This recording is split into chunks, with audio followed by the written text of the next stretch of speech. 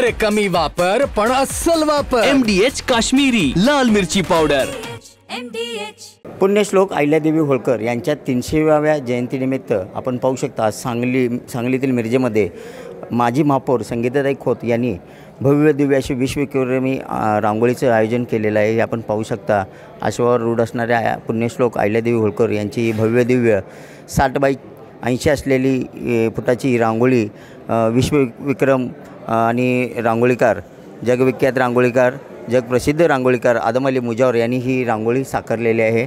आपण पाहू शकता ही रांगोळी पाहण्यासाठी मिरजेतील आणि पंचक्रोशीतील नागरिकांनी या ठिकाणी मोठी अशी गर्दी केलेली आहे.